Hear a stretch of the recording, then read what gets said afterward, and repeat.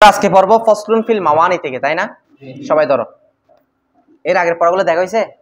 আচ্ছা, ফসলুন feel মাওয়ানি, ফসলুন feel আল মানিউ মিনাল Etsy আরবাআতুন আর-রিকু ওয়াফিরান কানা আও নাকিসান ওয়াল কতলু আল্লাযী ইয়াতাআল্লাকু বিহি উজুবুল কিসাসি আও কাফারাতিন ওয়া ইখতিলাফুদ দীনাইন ওয়া ইখতিলাফুদ দারাইন। এই চারটা বিষয় শিখতে বলছিলাম, শিখছেন নি? আচ্ছা, আমি নিব। এবার একটু দেখেন, ফসলুন পরিচ্ছেদ ফিল মাওয়ানি, কিসের ব্যাপারে? দেখেন, মানিউনের জামা কি? মাওয়ানি মানে কি? এমনি মানউন, এটা মূলত হচ্ছে মানউন, মিম নুন আইন। মানউন মানে হচ্ছে বাধা দেওয়া বা বাধা প্রদান করা। তো একজন মানুষ মারা যাওয়ার পর তার রেখে যাওয়ার সম্পদ আছে না, ওই সম্পদগুলা থেকে ওয়ারিসরা অর্থাৎ উত্তরাধিকারীগণ চারটি কারণে, কয়টি কারণে বঞ্চিত হয়ে যায় কিংবা বাধাপ্রাপ্ত হয়। বঞ্চিত না মানে বাধাপ্রাপ্ত হয়, মানে পায় না আর কি, এক কথায়। কয়টি কারণে? যেমন চারটা থেকে এক নাম্বার হচ্ছে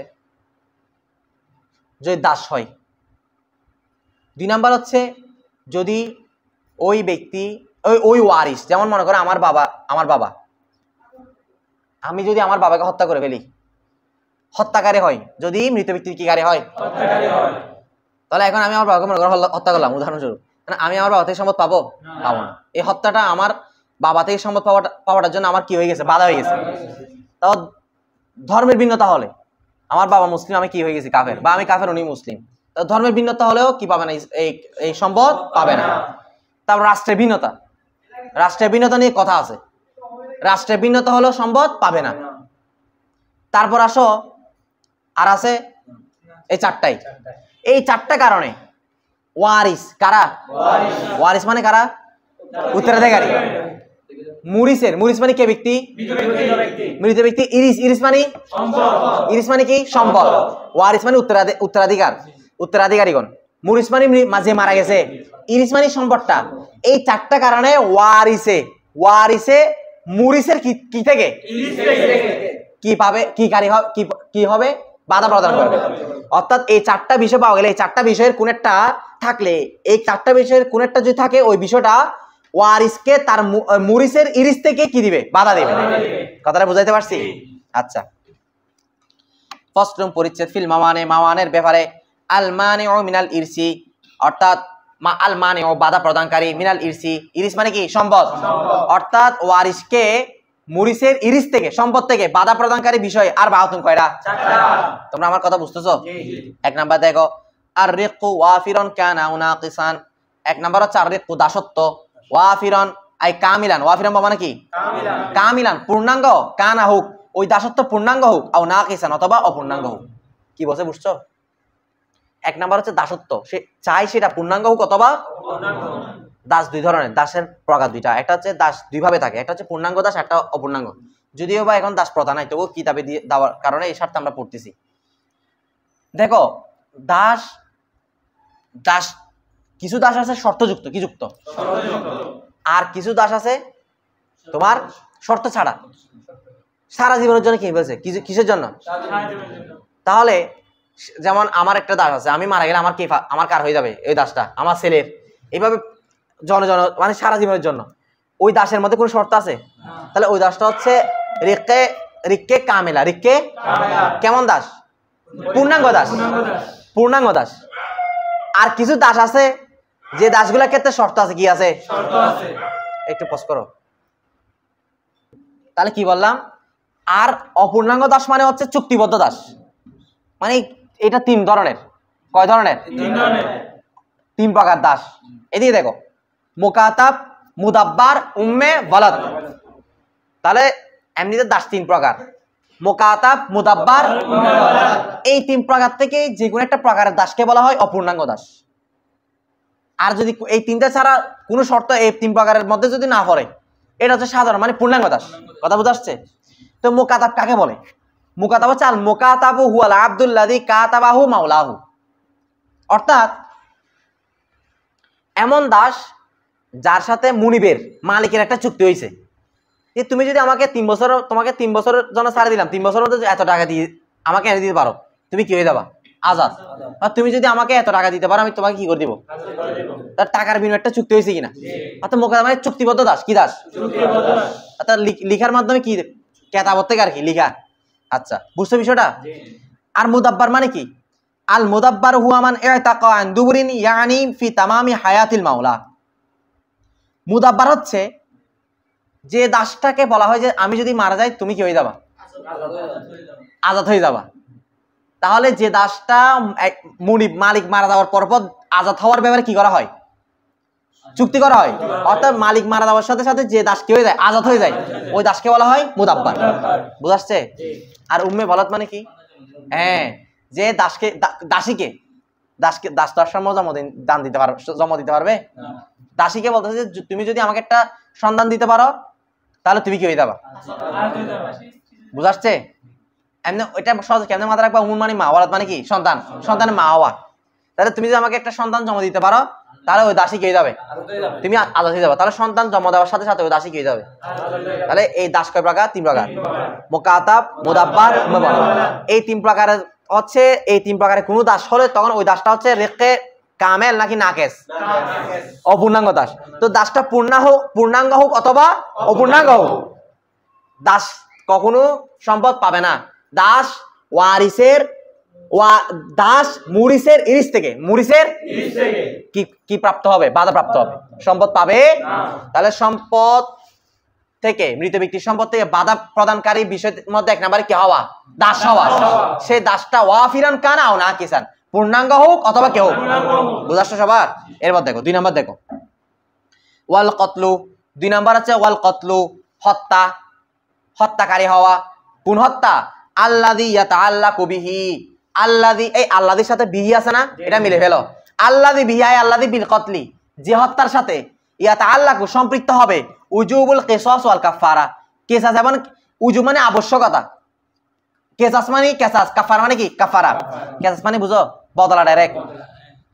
কে মারছে এখন বলবে কি তুমি ওকে কি করে ফেলো, বুঝো না বিষয়টা?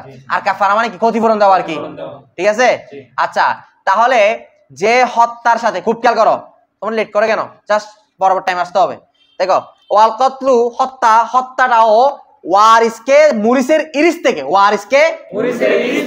ওয়ারিস মানে কি বলছি? উত্তরাধিকার। মুরিস মানে যে ব্যক্তি মারা গেছে, ইরিস মানে সম্পদটা। তাহলে হত্যাও ওয়ারিসকে মুরিসের কি থেকে? ইরিস মানে মৃত ব্যক্তির রেখে যাওয়া সম্পদ থেকে কি দেয়? বাধা প্রদান করে। কি করে? বাধা প্রদান করে। কোন হত্যা? কোন হত্যা? আল্লাযী ইয়াতাআল্লাকু বিহি, যে হত্যার সাথে সম্পৃক্ত হয়েছে উজুবুল কিসাস ওয়াল কাফারা, যে হত্যার সাথে সম্পৃক্ত হয় বা হবে কাফারা এবং কি? কিসাস। আমার কথা বুঝাচ্ছে? হুজুর, কোন হত্যার সাথে এখন কিসাস আর কাফারা কি হয়? তাহলে বুঝাচ্ছে এখানে হত্যার কি আছে বা কতলের কি আছে? আসো, কতল হচ্ছে 5 প্রকার। কয় প্রকার? 1 নম্বর বলো কতলে আহমদ, কতলে শিবা আহমদ, কতলে খতা, কতলে কয়ে মাকাম বিল খতা, কতলে বিল সবব। এই 5টা মুখস্থ সবার? আচ্ছা, কতলে আহমদ মানে কি? দেখো, আমদ মানে ইচ্ছাকৃত আর কি, অর্থাৎ ইচ্ছাকৃত হত্যা। এমন যন্ত্র দিয়ে আঘাত করা, যে যন্ত্র দিয়ে সচরাচর বা যে অস্ত্র দিয়ে আঘাত করলে মানুষ কি যায়? মানে ইচ্ছা করে, অর্থাৎ যে অস্ত্র দ্বারা মানুষকে আঘাত করলে সাধারণত মারা যায়, এমন অস্ত্র দিয়ে ইচ্ছাকৃতভাবে কাউকে কি করা? হত্যা করা। এটা কতলে কি? আমাদ। তাহলে এটা কি হত্যা? ইচ্ছাকৃত হত্যা। এটার ক্ষেত্রে এটা কিসাস কি আবশ্যক হবে? যেমন আমি তোমাকে গুলি করে মার ফেললাম, এটাকে আমি অনিচ্ছা মারছি না, এটা ক্ষেত্রে কিসাস। আমি তোমাকে মারছি, তুমি আমাকে কি মারবা। বুঝাচ্ছ সবার? আর কতলে শিবা আহমদ মানে কি? ইচ্ছাকৃত হত্যার নেই হত্যা, ইচ্ছাকৃত হত্যার নেই হত্যা। দেখো, মেরে ফেলার নিয়তে, কিসের নিয়তে? এমন অস্ত্র দিয়ে হত্যা করা, যে অস্ত্র দিয়ে সচরাচর কাউকে মারলে কি যায় না? মারা যায় না। ইটার পাথর মারলে বা কংক্রিট মারলে, কঙ্কর মারলে কেউ মারা যায়? ঘুষি মারলে মারা যায়? আর মারছে কি জন্য? মারছে ইচ্ছা করে, কিন্তু এমন জিনিস দিয়ে মারছে যেটা দিয়ে মারলে সচরাচর মানুষ কি যায় না? মুসা ইসলামের সময় ঘটনা মনে হয়, মুসা ইসলাম একজনকে মারছিল যে, মারা গেছিল যে, একটা থাপ্প দিছে না ঘুষি দিছে যে, থাপ্প দিছে মারা গেছে। তোমরা মুসা ইসলাম না ঈসা ইসলামের ঘটনা? আচ্ছা আচ্ছা, তো এখন এটা কি তোমার ইচ্ছাকৃত হয়েছে? তো ইচ্ছাকৃত নেয় কিনা? তাহলে কি বললাম? তাহলে কি বলছি খেয়াল করো, এমন যন্ত্র দিয়ে এমন অস্ত্র দিয়ে মারা যে অস্ত্র দিয়ে মানুষকে মারলে সচরাচর কি জানা মারা এমন অস্ত্র দিয়ে মারার মাধ্যমে যদি কোনো ব্যক্তি মারা যায় ওটা হচ্ছে কতলে শিবা আমাদ। বুঝাচ্ছে? 3 নাম্বার আসো, তাহলে 1 নাম্বারে গেল কতলে আমাদ, 3 নাম্বারে গেল কতলে শিবা আমাদ, 3 নাম্বার হচ্ছে কতলে খতা। কতলে খতা মানে ভুল, ভুল ভুল ক্রমে হত্যা, ভুলের মত ভুলে হত্যা। কি হত্যা? এটা কিভাবে? এটা হচ্ছে তোমার হত্যা করার উদ্দেশ্য নয়। উদাহরণস্বরূপ দেখো, মনে করো একটা বাঘ, তুমি একটা জায়গায় ঘুরতে গেছো, এখন বান্দরবন গেছো, মনে করো এখানে একটা বাঘ আসছে, কি আসছে, এখন তুমি বাঘটাকে মেরে ফেলার জন্য কি করছো? গুলি করছো। কি করছো? এর পাশে দেখা যাচ্ছে কিছু মানুষ আছে, পর্যটক মানুষ থাকতে পারে না, তো ওরা কিছু মানুষ আছে, এখন গুলিটা বাঘের মধ্যে না গিয়ে লাগছে কি, এটা কি ইচ্ছা করে করছো হত্যাটা না ভুল ক্রমে? এটা হচ্ছে কতলে খতা। বুঝাচ্ছে বিষয়টা? 4 নাম্বার হচ্ছে কতলে কায়েম মাকাম বিল খতা, ভুলের স্থলাভিষিক্ত হত্যা। ভুলের স্থলাভিষিক্ত হত্যা, যেমন মনে করো হোস্টেলের মধ্যে আনোয়ার মনে করো কোথায় থাকো, খাটের উপর থাকো, ব্যাচেলর বাসায় ধরো, কোথায় থাকো, খাটের উপর থাকো, নিচে মনে করো কে থাকে, মুনির থাকে। এখন তুমি রাতে খাটে টাচ করে কোথায় করে গেছো, নিচে, এমন ভাবে পড়ছো একদম মুনিরের বুক বেড়ে করে দিছো, তো এটা গুয়ের মধ্যে দিছো, এটা ইচ্ছা করে করছো? কথা বলে না, হ্যাঁ? এটা কিন্তু ইচ্ছাকৃত হয়েছে? ঘুমের মধ্যে হচ্ছে কাহিনী। ঘুম যাওয়া মানে ঘুম বলে না, ঘুম মানে কি, ঘুম মরণের মতো, ঘুম যাওয়া মানে মরণ আর কি, ঘুমে মরণের সমান। তাহলে তুমি ঠাস করে খাটতে করে কি গেছে ও, এমনি তো মনে করো কয়েকদিন ধরে যাও তো সুস্থ আছে, নিঃশ্বাস নিতে পারতেছে না, শ্বাস নিঃশ্বাস বন্ধ হয়ে যাচ্ছে, তুমি এমন ভাবে পড়ছো পুরা ওর শ্বাস নিঃশ্বাস বন্ধ হয়ে কি গেছে, মারা গেছে। এটা হচ্ছে কতলে কায়েম মাকাম বিল খতা। উদাহরণস্বরূপ বোঝার জন্য বলছি, ঠিক আছে? লাস্ট নাম্বার হচ্ছে কতলে বিসওয়াব, কারণগত হত্যা। মনে করো আমি আমার বাড়িতে আমার একটা জমিন আছে, ওখানে দেখা যায় কি সচরাচর আশেপাশে পানির কি নাই, কূপ নাই, বা পানির নল নাই, অর্থাৎ কি নাই, কল নাই, বা পানি রাখার মতো পানির কোনো কি নাই, স্থান নাই, পানি পাওয়ার মতো কোনো জায়গা নাই। এখন আমি কি করলাম, বর্ষাকালে পানি বৃষ্টি পড়লে পানি জমে থাকার জন্য একটা কি করলাম, একটা গর্ত বা একটা ছোট করে একটা কি করলাম, পুকুর খনন করলাম বা গর্ত খনন করলাম। এখন রাতে মনে করো চুরি করতে গেছে, বা কেউ একজন এখানে আমার বাগান দেখতে গেছে আমি কি কিরকম করছি, বুঝো নাই? গ্রামে আছে তো, ওইতে জায়গাত কি আছে, তরিকাত কি আছে, রাতে চেক করে যায় না, বুঝো, সুগুল করি। আচ্ছা, তাহলে এখন ওই মিয়ার ঠাস করে কোথায় করে গেল, এখন এটা কি আমার ইচ্ছা হত্যা হয়েছে? এটা কি হয়েছে? যে কারণগত, যে এটা আমার কোনো হাত আছে এখানে, এটা গর্ত কুটলাম, এখানে গিয়ে সে টাস করে পড়ে গেছে, এটা কারণগত হত্যা হইলো না? দেখো তাহলে কতল কয় প্রকার পাইলাম? কতলে আমাদ, কতলে শিবা আমাদ, কতলে হতা, কতলে কায়েম মাকাম বিল খতা, কতলে প্রথম যেটা প্রকার আছে কতলে আমাদ, এটার মধ্যে তোমার কিসাস ওয়াজিব। আর 3 থেকে 4 নাম্বার কতলে শিবা আমাদ, কতলে হতা, কতলে কায়েম মাকাম বিল খতা, এই 3টার মধ্যে তোমার কাফারা ওয়াজিব। কি ওয়াজিব? মানে কাফারা দিয়ে দিলে হয়ে যাবে। আর লাস্ট নাম্বার যেটা 5 নাম্বার, সেটার মধ্যে কিসাস ওয়াজিব নয়, কাফারা কি নয়। বিষয়টা বুঝা আসছে? আচ্ছা, এরপর আসো। তাহলে দেখো 2 নাম্বার, একজন ওয়ারিসকে মুরিসের কি থেকে, এটা যারা দেরিতে আসছো না বুঝলে কিছু করার নাই। ওয়ারিসকে মুরিসের ইরিস থেকে বাধা প্রদানকারী 2 নাম্বার বিষয় হচ্ছে কি, কতল। আর কতল কোন কতল? কোন কতলে বাধা প্রদান করবে? সব কতলে? 5 প্রকারের 5টাই। কয় প্রকার বলো তো? বাধা প্রদান করে 4 প্রকার। যে 4 প্রকারের প্রথম নম্বরে কিসাস ওয়াজিব, লাস্ট 3 প্রকারে অর্থাৎ ওয়াল কতলুল্লাযী, ওই হত্যায় বাধা প্রদান করবে, আল্লাযী ইয়াতাআল্লাকু বিহি, ওই আল্লাহর সাথে কাকে মিলাও, বিহি, যে কতলের সাথে, যে হত্যার সাথে ইয়াতাআল্লাকু সম্পৃক্ত হবে, উজুবুল কিসাস ওয়াল কাফারা, কিসাসের আবশ্যকতা এবং কিসের আবশ্যকতা? এক কথা, যে হত্যা করলে কাফারা অথবা কিসাস ওয়াজিব হয়ে যায়, সেটা ওই হত্যায় ওয়ারিসকে মুরিসের ইরিস থেকে কি করবে? বাধা প্রদান করবে। বুঝা আসছে? কয়টা গেল? কয় নাম্বার গেল? 2 নাম্বার। 3 নাম্বার দেখো, ইখতিলাফুদ দীনাইন, ধর্মের ভিন্নতা। কিসের ভিন্নতা? মনে করো আমি এটা বুঝাই দিছিলাম যে মৃত ব্যক্তি হচ্ছে মুসলমান, মৃত ব্যক্তি, আর যে ওয়ারিস আছে উত্তরাধিকারী সে হচ্ছে কাফের। কিংবা অথবা মৃত ব্যক্তি কাফের, উত্তরাধিকারী কি? এখন তাদের মধ্যে ধর্মের ভিন্নতা গেছে কিনা? এই ক্ষেত্রেও এই ওয়ারিসে তাতে কি করতে পারবে না, সম্পদ গ্রহণ করতে, এটা তার কোনো ব্যাখ্যা নাই। বিষয়টা বুঝা আসছে তো? 4 নাম্বার হচ্ছে ইখতিলাফুদ দারাইন। এটা একটু এবারগুলো কঠিন আছে, খেয়াল করতে হবে। 4 নাম্বার হচ্ছে ইখতিলাফুদ দারাইন। ইখতিলাফুর রাষ্ট্রের ভিন্নতা হওয়া, রাষ্ট্রের ভিন্নতা হওয়া। তো এটা বলার আগে তোমাদের আমি সহজে এখানে কিছু বুঝাইতে হবে। এগুলো আমি রেকর্ডে বলতেছি, তোমরা নোট করে ফেলতে পারবে না? পারবে কিনা? আচ্ছা দেখো, এখানে কিছু প্রকার তোমাদের আগে জানা থাকতে হবে। দেখো, এই রাষ্ট্রের ভিন্নতার মধ্যে কিছু টপিক আসবে, কিছু বিষয় আসবে, এগুলার পরিচয় আগে জেনে রাখো। 1 নাম্বার বলবে, একটা কথা বলবে, একটা শব্দ বলবে দারুল ইসলাম। কি বলবে? দারুল ইসলাম। দারুল ইসলাম মানে এক কথায় যে রাষ্ট্রের মধ্যে ক্ষমতায় কারা, কোন শাসক আছেন, মানে কাদের আয়াত্তে, এক কথা কি রাষ্ট্র।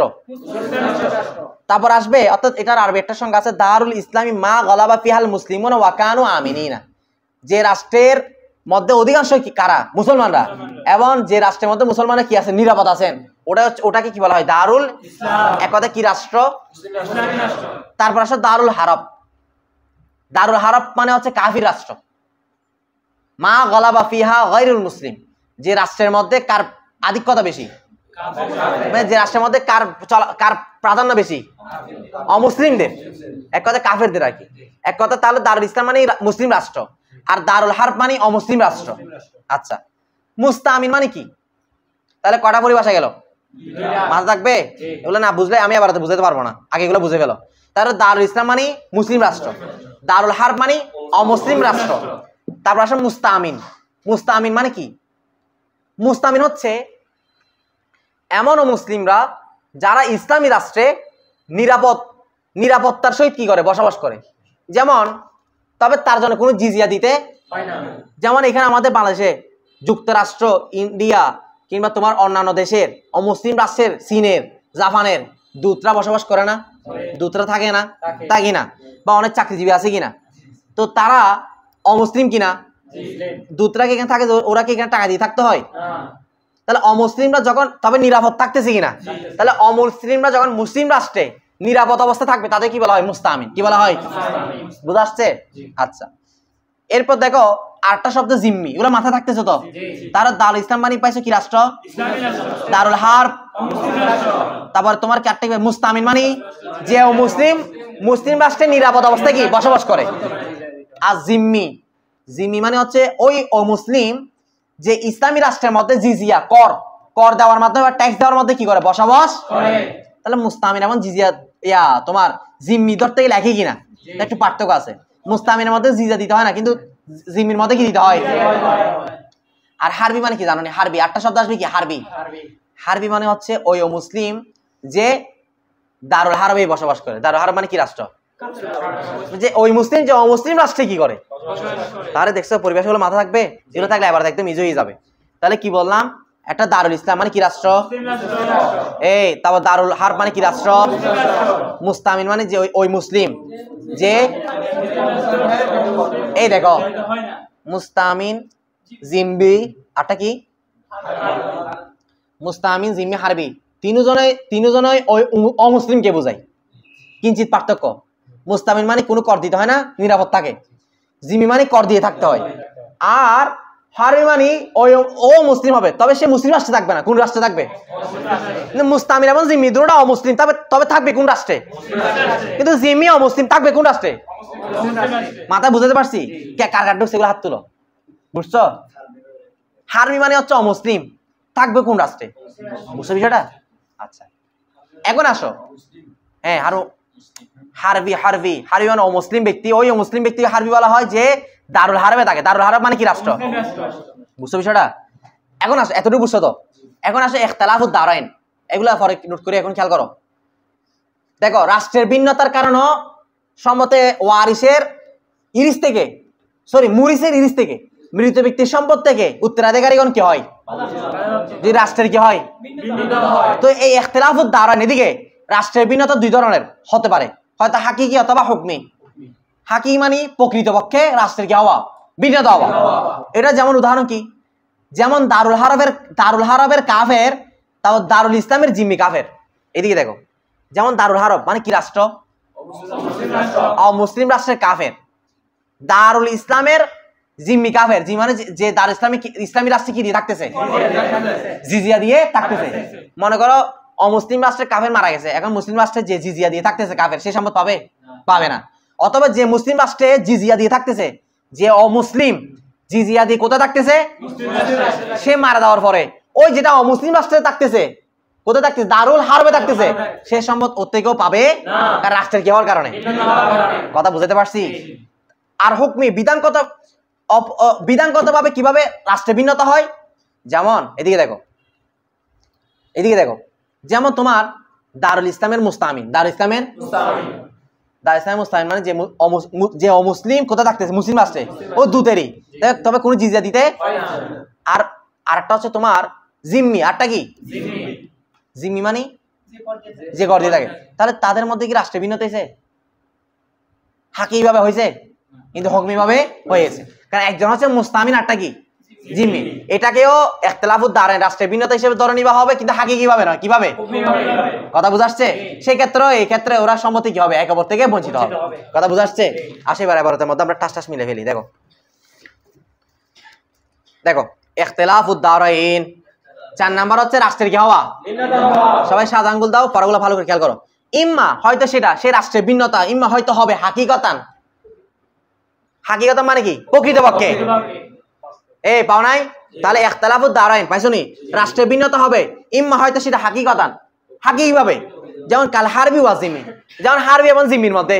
হারবি মানে যে অমুসলিম থাকে কোথায়, অর্থাৎ অমুসলিম রাষ্ট্রে বসবাসকারী কাফের, এবং জিম্মি মানে যে মুসলিম, যে কাফের কোথায় বসবাস করতেছে, কি দিয়ে, তারা ধর্মে রাষ্ট্রের ভিন্নতা হয় নাই। একজন থাকতেছে দারুল হারবে, অর্থাৎ অমুসলিম, একজন থাকছে কি অমুসলিম ব্যক্তি কাফের, আরেকজন হচ্ছে জিম্মি, যে মুসলিম রাষ্ট্রে কি দিয়ে থাকতেছে। আচ্ছা এর মধ্যে খেয়াল করো, কোথায় গেল, আও হুকমান, অথবা রাষ্ট্রের ভিন্নতা হতে পারে হুকমি ভাবে, কিভাবে, যেমন কাল মুস্তামিন ওয়া জিম্মি। যেমন মুস্তামিন এমন কি, মুস্তামিন মানে বুঝছো কি না, মুস্তামিন মানে কি, হ্যাঁ এক কথা দুধ, মনে হয় দুধ মারা গেছে। জিম্মি মানে যে কি মুসলিম রাষ্ট্রে কি দিয়ে থাকতেছে। তো তাদের মধ্যে কি রাষ্ট্রের ভিন্নতা ধরা হবে, হাকি ভাবে না হুকমি ভাবে।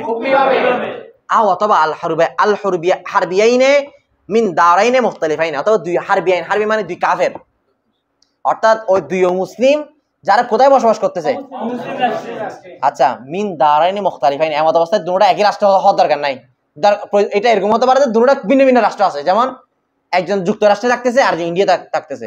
ইন্ডিয়া কাফের দেশ, যুক্তরাষ্ট্র কিসের দেশ, দুটো হারবি দেশ কিনা। এমন অবস্থায় দুইজন হারবি, মনে করো যুক্তরাষ্ট্রের হারবি যে আছে সে মারা গেছে, এখন তার ওয়ারিশ হচ্ছে কোথা থাকে, ইন্ডিয়ায়, সেও কি হারবি, সম্মত পাবে, রাষ্ট্রে কি হয়েছে। তবে এটা কি তোমার হাকি কিনা হুকমি। তাহলে হারবিয়ান মানে দুইজন কি অমুসলিম, যারা কোথায় বসবাস করতেছে, অমুসলিম রাষ্ট্রে, তবে মিনটা মিনা বয়ানিয়া, অর্থাৎ তারা দারাইনি মুখতালিফাইনি, তবে দুজনে কি কেমন রাষ্ট্রের মধ্যে, দারাই মানে দুই রাষ্ট্র, মুখতালিফাইন মানে ভিন্ন ভিন্ন, তবে যে দুই হারবি বসবাস করতেছে ভিন্ন ভিন্ন কটা রাষ্ট্রে। এমন দুই হারবির মধ্যে সম্পদের সময় কি ইখতিলাফুদ দারাইন হুকমি হিসেবে তারা সম্পত্তি কি হবে, কার কাছে বোঝা ছাত্র ইখতিলাফুদ দারাইনটা ক্লিয়ার হয়েছে বিষয়টা। তাহলে তোমাদের এই বিষয়টা বোঝার জন্য আগে কয়টা টপিক, ওই 5-6টা এগুলো আগে মাথায় রাখতে হবে, না এখানে এসে কিছু বুঝবা না। কথা বোঝা আসছে? এরপর দেখো, আচ্ছা এখন আসো, এতটুকু শেষ। এখন একটা তথ্য দিবে, রাষ্ট্রের ভিন্নতা কিভাবে বোঝা যাবে। এই দেখো না, রাষ্ট্রের ভিন্নতা কিভাবে বোঝা যাবে। ইন্নামা নিশ্চয়, তাখতালিফু ভিন্নতা হয়, কিসের ভিন্নতা, অর্থাৎ ইখতিলাফুদ দারাইন রাষ্ট্রের ভিন্নতা হয়, বিইখতিলাফিল মানাআতি ওয়াল মালিকি। বিইখতিলাফ মানে ভিন্নতার মাধ্যমে, মানে মাধ্যমে, ইখতিলাফ মানে ভিন্নতা, মানে লিখে রাখো, সৈন্য সেনাবাহিনী, ওয়া মানে আবার মালিক মানে বাদশা। তাহলে মানে আতু মানে কি সেনাবাহিনী বা সৈন্য, আর মালিক মানে বাদশা।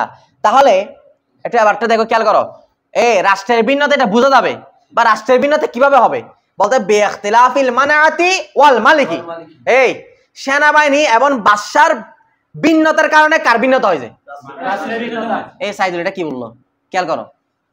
আচ্ছা যেমন রাষ্ট্রের ভিন্নতা ধরি, ইন্ডিয়া এবং বাংলাদেশের রাষ্ট্রের ভিন্নতা আছে কিনা, কেন ধরলাম, কারণ ইন্ডিয়ার বাদশাহ শাসক একজন, আর বাংলাদেশের শাসক ইন্ডিয়ার সেনাবাহিনী আর বাংলাদেশ সেনাবাহিনী এক, বাংলাদেশের সেনাবাহিনী এক পার্ট এক আলাদা, আর ইন্ডিয়ার সেনাবাহিনী আলাদা।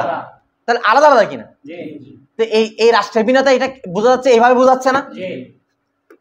তোমরা যদি বলো হুজুর চট্টগ্রামের পুলিশগুলা বেশি মারে, ঢাকার পুলিশগুলো একটু কম মারে, এর মাধ্যমে চট্টগ্রাম ঢাকার মধ্যে একটা রাষ্ট্র পাওয়া গেছে, দুইটা রাষ্ট্র ভিন্নতা হয়েছে, এটা বলতে পারবা? এটা বলতে পারবা? আর এখানে সেনাবাহিনী একই কিনা? চট্টগ্রামের পুলিশ এরকম, ঢাকার পুলিশও অত সৈন্য একই। চট্টগ্রামের তোমার কি শাসক যিনি, চট্টগ্রামের শাসক যিনি, ঢাকার শাসক বর্তমানে কে? হ্যাঁ সেম আর কি, অর্থাৎ যে থাকুক না কেন, এটা যেই আসুক কেন। তাহলে একটা রাষ্ট্রের সাথে আর একটা রাষ্ট্রের পার্থক্য বোঝা যায় দুইটা বিষয়ের মাধ্যমে। একটা হচ্ছে সৈন্যবাহিনীর পার্থক্য ভিন্নতার মাধ্যমে, আরটা হচ্ছে শাসকের ভিন্নতার মাধ্যমে। কথাটা কার কার বোঝা আসছে? তাহলে ইখতিলাফুদ দারাইন, রাষ্ট্রের ভিন্নতা বোঝা যাবে কয়টা ভিন্নতা হওয়ার মাধ্যমে? সৈন্যবাহিনী এবং বাদশা অর্থাৎ শাসকের ভিন্নতার মাধ্যমে। কথাটা ক্লিয়ার হয়েছে? আচ্ছা, তো হুজুর এই ভিন্নতা কেন হয়? এই রাষ্ট্রের ভিন্নতা কেন হয় বা এই সৈন্যবাহিনী বা এই শাসকের ভিন্নতা কেন হয়? লিনকিতাইল ইসমাতি ফীমা বাইনাহুম। লিনকিতাইল, এবার মনে হয় উপরে নিচে উঠছে তোমাদের, না ঠিক আছে? লিনকিতাইল ইসমাতি ফীমা বাইনাহুম। লিনকিতা বিঘ্নিত হওয়ার কারণে, নষ্ট অর্থাৎ কি হয়ে যায়, কর্তন হয়ে যাওয়ার কারণে, ইনকিতা হয়ে যাওয়ার কারণে। আলে ইসমাত, ইসমাত মানে কি জানো নি? হ্যাঁ, ইসমাত মানে হচ্ছে তোমার নিরাপত্তা। ইসমাত মানে কি রে? নিরাপত্তা, রক্ষণাবেক্ষণ। রক্ষণাবেক্ষণ বিঘ্নিত হয়ে যাওয়ার কারণে, কর্তন হয়ে যাওয়ার কারণে, ফিমা বাইনাহুম, উভয়ের মাঝে, উভয় রাষ্ট্রের মাঝে। এই বিষয়টা বুঝছো? বাংলাদেশের রক্ষণাবেক্ষণে কি করবে? বাংলাদেশ আর্মি। আর ইন্ডিয়ার রক্ষণাবেক্ষণে কি করবে? তো রক্ষণাবেক্ষণের মধ্যে, নিরাপত্তা রাখার মধ্যে দুই রাষ্ট্রের ভিন্নতা হয়ে গেছে কিনা? এই দুই রাষ্ট্রের নিরাপত্তার ক্ষেত্রে ইনকিতা অর্থাৎ কর্তন হয়ে গেছে কিনা? নাকি ইন্ডিয়া বাংলাদেশ দুটোটাকে এক সেনাবাহিনী রক্ষা করতেছে? অর্থাৎ রক্ষণাবেক্ষণের ভিন্নতার কারণে, শাসক এবং সেনাবাহিনীর ভিন্নতার কারণে রাষ্ট্রের কি হয়ে থাকে? কথাটা বুঝাচ্ছে? লিনকিতার মধ্যে নামটা লামে কি ধরবা? সবাবিয়া। তাহলে মূল কথা কি ভাইলা? একজন মানুষ সম্পদ থেকে বঞ্চিত, একজন উত্তরাধিকারী তার মুরিস থেকে অর্থাৎ মৃত ব্যক্তির সম্পদ থেকে বঞ্চিত হওয়ার কারণ কয়টা? কয়টা? এক নাম্বার হচ্ছে আররিকু ওয়াফিরান আও নাফিসান, দাসত্ব চাই সেটা পূর্ণাঙ্গ হোক অথবা। দুই নাম্বার আল কতলু, হত্যা। কোন হত্যা? আল কতলুল্লাযী ইয়াতাআল্লাকু বিহি উজুবুল কিসাস আল কাফারা, ওই হত্যা যে হত্যার সাথে কিসাস বা কাফারা ওয়াজিব হয়। এমন হত্যা 5 প্রকার থেকে কয়টা? কতলে আমাদ, কতলে শিবা আমাদ, কতলে খতা, কতলে কায়মাকা মিলা। আর কত বিশ্ববের মধ্যে কোনো কিসাস কাফারা কেমন ওয়াজিব? তাহলে এই কত বিশ্ববের মাধ্যমে ওয়ারিসে মুরিসের রিস্তে কি হবে না? বঞ্চিত হবে না। আচ্ছা, 3 নাম্বার হচ্ছে ইখতিলাফুদ দ্বীনের, ধর্মের ভিন্নতা হলে। 4 নাম্বার হচ্ছে ইখতিলাফুদ দারাইন, রাষ্ট্রের ভিন্নতা, সেটা হাকিকাতান কানা আও হুকমিয়ান, সেটা হাকিভাবে হোক অথবা কি হোক। কার কাছে বুঝার চাপ তুলো, আগামী কাল এগুলো আরবি এবং বাংলা নোট করে আনতে পারবো তো? আমার শিখে আসবে সারা করে, ঠিক আছে? আচ্ছা, দেখি এখানে একটা প্রশ্ন দেয় নাই? হ্যাঁ দিছে, দেখো 1 নাম্বার একটা প্রশ্ন দিছে, পাইছো সবাই? বাইয়িন কাইফিয়াতা ইখতিলাফিদ দারাইন, পাইছো নি? আচ্ছা, এগুলা সুন্দর করে এখানে কয়টা প্রশ্ন? মোট 3টা দিছি কিনা? আমি দেখো আরিফিল হারবি ওয়া জিমাল মুস্তামি 3টা সংজ্ঞা দিছি কিনা? দেখছো 3টা প্রশ্ন পাওয়া আছে কিনা? তারপর বাইনে সুওয়ারাল মুখতালিফাতা আল্লাতি তাতাহাক্কাকু ফি ইখতিলাফিদ দারাইন, অর্থাৎ ইখতিলাফুদ দারাইন হওয়ার সূরত কয়টা বলছি কিনা? এই 3টা প্রশ্ন কালকে তোমরা বাংলাতে হলে বাংলাতে, যারা আরবিতে পারবা আরবিতে উত্তর লিখে আনবা, ঠিক আছে? এমপারগুলো ভালো করে রাখতে করে আসবা। এরপর দেখো আরেকটা বাব আমরা পড়ে ফেলবো। দেখো বাবু মারিফাতিল ফুরুদি ওয়া মুস্তাহাক্কিহা, এতটুকু বুঝতে তো সবাই না? আসো সামনে যাই।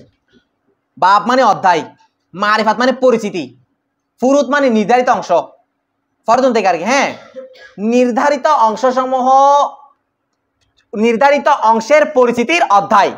এবং ওয়া মুস্তাহাক্কিহা, এবং ওই নির্ধারিত অংশসমূহের হকদার। মুস্তাহিক মানে কি? হকদার। আমি আগে বলেছি কোরআন মাজিদ আল্লাহ তাআলা 12 শ্রেণীর লোকের জন্য অংশ কি করে দিয়েছেন? যাদেরকে কি বলা হয়? এখন তাদের অংশ কয়টা বলছিলাম? 6টা। নিসফু রুবু, সুলুসানে সুলুস, এই 6টা অংশ। মানে এখানে বলবে কয়টা অংশ নির্ধারণ করছে সেটা পরিচয় বলবে। এরপরে এই 6টা অংশ কারা কারা পাবে, এই 6টা অংশের মালিক কারা বা অধিকারী কারা, এই 6টা অংশের হকদার কারা, সেটা সম্পর্কে এখন বলবে। কথা বুঝাচ্ছে? তাহলে নির্ধারিত অংশ এবং তার অধিকারীগণের পরিচিতির অধ্যায় কি হচ্ছে? শুরু। দেখো আল ফুরুদুল মুকদ্দারাতু, আল ফুরুদ মানে নির্ধারিত, আল ফুরুদুল মুকদ্দারাতু, মুকদ্দারাতু কেমন অংশ? নির্ধারিত অংশ। অর্থাৎ আল ফুরুদু মানে আসিহাম আর কি, আল ফুরুদুল মুকদ্দারাতু মানে আসিহামুল নির্ধারিত অংশ। ফি কিতাবিল্লাহি তাআলা কোথায়? সিত্তাতুন কয়টা? বলে আন-নিসফু, আর-রুবু, আস-সুমুনু, আস-সুলুসান, আস-সুলুস, আস-সুদুস। আন-নিসফু, নিসফু মানে 2 ভাগের 1 মানে অর্ধাংশ, আর রুবু মানে 1/4 মানে 4 ভাগের 1, আস-সুমুন মানে 1/8 8 ভাগের 1, আস-সুলুসান মানে 2/3 3 ভাগের 2, আস-সুলুস মানে 1/3 3 ভাগের 1, আস-সুদুস মানে 1/6 6 ভাগের 1। বুঝাচ্ছে? পজ করো, হক আছে তো ভিডিও তোলার দাও, খেয়াল করো। তাহলে আমি এমনিতেই দেখাও, খেয়াল করো, নিসফু, রুবু, সুমু, সুলুসানে, সুলুস, সুদুস, খেয়াল করো। এগুলো নিয়ে যদিও বিস্তারিত আলোচনা করবো বোর্ডে, ঠিক আছে? কখন কত দিয়ে মাসালা হবে, নিসফু মানে কিভাবে বুঝবো সেটা, এগুলো নিয়ে আলোচনা হবে। তো মাথায় রাখো, নিসফু মানে একটা সম্পদকে 2 ভাগ করে কয় ভাগ দেওয়া, রুবু মানে 4 ভাগ করে কয় ভাগ দেওয়া, এই সাইদুল বুঝতেছো? সুমুন মানে 8 ভাগ করে 1 ভাগ দেওয়া, সুলুসান মানে 3 ভাগ করে 2 ভাগ দেওয়া, সুলুস মানে 3 ভাগ করে 1 ভাগ, সুদুস মানে 6 ভাগ করে 1 ভাগ। তাহলে এখানে এই 6টা অংশকে 2 ভাগে ভাগ করা হবে। ফরিকা আওয়াল, ফরিকা সানি, ফরিকা আওয়াল, ফরিকা আওয়ালের মধ্যে কি কি আছে? নিসফু, রুবু, সুমুন। আর ফরিকা সানির মধ্যে আছে সুলুসানে, সুলুস, সবাই বলো নিসফু, রুবু, সুমুন, সুলুসানে, সুলুস, সুদুস। এটা তোমরা এইভাবে মুখস্থ করতে হবে, আমি এখন ভিডিওর সাথে আর বলতেছি না, ঠিক আছে? কালকে কিন্তু আমি মুখস্থ নিব। নিসফু, রুবু, সুমুন, সুলুসানে, সুলুস, সুলুসানে, সুলুস, সুদুস, নিসফু, রুবু, সুমুন, ঠিক আছে? এভাবে এলেবেলে করে শিখবে, ঠিক আছে? পারবা সবাই? আচ্ছা, আসো। এই 6টা অংশ আলাত তাদঈফি ওয়া তাসনিফ, আলামানি উপর ভিত্তি করে, এমনি আলামানি উপর, এখানে ভিত্তি করে নাও না, ঠিক আছে? কিসের উপর ভিত্তি করে? আত তাদঈফ ওয়া তাসনিফ। তাদঈফ মানে দ্বিগুণ, আর তাসনিফ তানসিব, তানসিব মানে হচ্ছে অর্ধেক করে। এগুলো হিসাব হবে কিভাবে? দ্বিগুণ করে এবং কি করে? আচ্ছা একটু হিসাব করো। ফরিকা আওয়ালের মধ্যে কি আছে? নিসফু, রুবু, সুমুন না? আচ্ছা, নিসফুর অর্ধেক কত বলো তো? রুবু। রুবুর অর্ধেক সুমুন। এই তুমি একটা জায়গাকে 2 ভাগ করে 2 ভাগ করলে এটা বড় হবে না 4 ভাগ করলে বড় হবে? কোনটা বড় হবে বলো? 2 ভাগ করলে বড় না? তো 4 ভাগ কর মানে এটা 2 ভাগ কর। আচ্ছা দেখো, খেয়াল করো, 4 ভাগ কর মানে এখানে কয়টা নিসফু? কথা বুঝতে পারছি না। এই মার্কার কই দেখেন, ওমা উজুমাইলে কেমন হুজুর, এটা মনে হয় একটা সাইদুলের 1 কানি জমি, ঠিক আছে? এখন এটাকে নিসফু মানে 2 ভাগ করে 1 ভাগ করা করছে কিনা? আর 4 রুবু মানে কয় ভাগ করা? 4 ভাগ করে। কোনটা ডাবল? নিসফুটা ডাবল না রুবুটা ডাবল? নিসফুটা। রুবুটা নিসফুর কি অর্ধেক? আমি বিষয়টা বুঝতে পারছি। আর 8 ভাগ করলে এখন কয় ভাগ? 6 ভাগ না? 8 ভাগ করলে এটা রুবুর অর্ধেক না রুবুর ডাবল? রুবুর অর্ধেক। আর রুবুটা হচ্ছে সুমুনের কি? ডাবল। রুবুটা সুমুনের কি? ডাবল। ঘুমাইও না, খেয়াল করো। তাহলে দেখো, এই দেখো, নিসফু কার ডাবল? রুবু। রুবু, খেয়াল করো, নিসফুর অর্ধেক কি? রুবু। রুবুর অর্ধেক কি? সুমুন। সুলুসানের অর্ধেক সুলুস। সুলুসের অর্ধেক সুদুস। এবার পিছন থেকে আসো, সুদুসের ডাবল কি? সুলুস। সুলুসের ডাবল মানে দ্বিগুণ আর কি, দ্বিগুণ। তাতে তানসিব বসে না, দ্বিগুণ করে এবং কি করে? অর্ধেক করে। তারপর আসো, সুমুনের দ্বিগুণ, সুমুনের দ্বিগুণ কি? রুবু। রুবের দ্বিগুণ কারা বোঝা? সাত তোলা। এখন কথা বুঝছো? এটা অনেকে বুঝবে না, তুমি বিষয়টা বুঝছো? তাহলে তাদের এবং তানসিব মানে বুঝছো? এদিক থেকে ডাবল হবে আর ওদিক থেকে কি হবে? অর্ধেক হবে। এবার দেখো, ওয়াসহাবু হাদিহি সিহাম ইসনা আশারা নাফরান। ওয়াসহাব, আসহাব মানে মালিক, হাদিহি সিহাম এই অংশগুলা, এই অংশ মানে মোট কয়টা? 6টা। নিসফু, রুবু, সুলুসানে, সুলুস, এই 6টার অংশ বা এই 6টা অংশের মালিক হচ্ছে ইসনা আশারা। ইসনা আশারা মানে কত? 12। নফারা মানে এমন দল। আবার এখানে নফারা মানে আমরা কি নিতে পারি? লোক আর কি, শ্রেণী। এই 12 অংশগুলোর অংশীদার কয় শ্রেণীর লোক? কয় শ্রেণীর লোক? এখানে আমাদের পুরুষ কয়জন? মহিলা 8 জন। দেখো, খেয়াল করো, মিনার রিজালি। আর এই 12 শ্রেণীর লোকদেরকে তো কি বলা হয়? আসহাবুল ফারায়েজ। বলছি না, ওয়াহুমুল লাযিনা লাহুম সিয়ামুন মুকাদ্দারাতুন ফি কিতাবিল্লাহি, যাদের জন্য আল্লাহ তাআলা কোরআন মাজিদ অংশ নির্ধারণ করে দিয়েছেন তারাই হচ্ছে কি? দেখো, 12 শ্রেণীর লোক থেকে আর 12 মিনার রিজাল, 4 শ্রেণী হচ্ছে কি? পুরুষ। তারা কারা? ওয়াহুম, তারা হচ্ছে আল আবু, বাবা। 1 নম্বরে কে?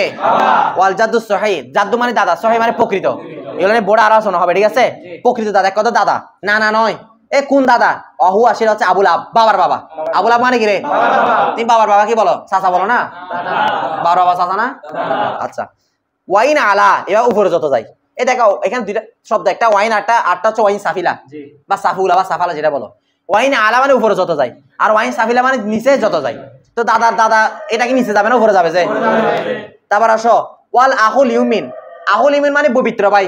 হুজুর এটা কেমনে পবিত্র ভাই হুজুর বুঝে দেন। আমি আবার বলতেছি, ওগুলো বোর্ডে লিখবো, বোর্ডে লিখে আমি প্রত্যেকটা বাংলা অর্থ কি করে দিব, ব্যাখ্যা করে দিব। ওয়াজাউজু, তারপর হচ্ছে কি স্বামী, তারপর হচ্ছে কি স্বামী, পরে ধরো না। ওয়াসামানি মিনান নিসা, ওয়াসামানি আর আসহাবুল ফরজ 12 জন থেকে 8 জন হচ্ছে কি একটু পজ করো। আচ্ছা খেয়াল করো, বুঝাচ্ছে আজকে বেশি ডিস্টার্ব করতেছে। দেখো একটু খেয়াল করো, ওয়াসামানি মিনান নিসা। আর এই দেখো আসহাবুল ফরজের মধ্যে 4 জন পুরুষ চলে গেছে, পিতা, দাদা, পবিত্র ভাই, স্বামী।